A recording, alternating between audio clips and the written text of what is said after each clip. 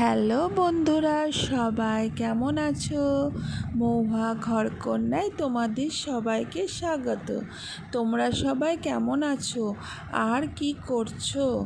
আমি আজকে চিকেন রান্না করলাম, তাই তোমাদের সঙ্গে শেয়ার করলাম। কিভাবে করলাম দেখো, আর তোমরাও করে খাও বাড়িতে। কেমন টেস্টি সেটা বুঝবা, দেখে বুঝবে না, খাও, খেয়ে বুঝবে। আর বন্ধুরা সবাই আমাকে তোমাদের এত ভালোবাসা দাও কি আমি অনেক অনেক ওপরে উঠতে পারি। তোমাদের ভালোবাসায় আমি অনেক বড় হতে চাই।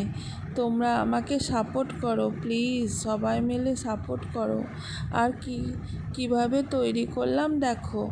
মাংসটা প্রথমে ধুয়ে নিলাম, ভালোভাবে পরিষ্কার করে নিলাম, জল দিয়ে ধুয়ে তারপরে জলটা ঝরতে দিলাম। দেখো মাংসর পিসগুলো সুন্দর হয়েছে। কি দিয়েছি মশলাগুলো আছে, হলুদ আছে, লবণ আছে, গুঁড়ো মশলা, আদা রসুন বাটা, আর ছোটো এলাচ, দারচিনি, আর সব কিছু। তেলটা গরম হয়ে গেলে সেটা তেলের ওপর দারচিনি, ছোটো এলাচটা দিয়ে তারপরে পেঁয়াজটাকে লালভাবে ভেজে, পেঁয়াজটা কিন্তু লালভাবে ভাজতে হবে, ব্রাউন কালার হবে, তবে মাংসটা কষবে, তখন টেস্টটা আসবে। আর তার মধ্যে কাঁচা লঙ্কা ফেলে দিলাম, তারপর মাংসগুলো ফেলে ভালোভাবে কষতে হবে। এর মধ্যে গুঁড়ো মশলা দিলাম, তারপরে দিলাম লঙ্কা গুঁড়ো, হলুদ, লবণ,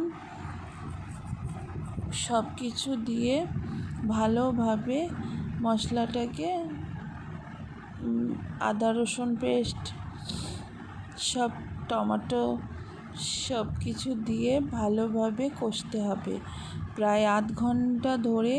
যতক্ষণ না তেল ছাড়বে ততক্ষণ না কষতে হবে। ভালোভাবে কষে সেই মশলাটা গন্ধটা চলে যাবে, একটা খুব সুন্দর সেন্ট বেরোবে আর একটা তেল বেরোবে। দেখো বন্ধুরা কীরকম তেলটা বেরিয়েছে, এরকম তেল বেরোবে। আর একটু কষতে হবে, তারপর নাড়তে হবে। তারপরে দিয়ে দিতে হবে টক দই, ফেটে রেখেছিলাম। তারপরে কালারটা দেখবা, হেভি টেস্টি, হেভি। একবার করে খাও। আমি যেভাবে রান্না করলাম সেইভাবেই তোমরা আমার দেখে রান্না করো। দেখো একবার খেয়ে দেখো, তোমরা ভুলবে না। তারপরে প্রত্যেকবার আমার মতোই রান্না করবে। দেখো বন্ধুরা কিভাবে করলাম।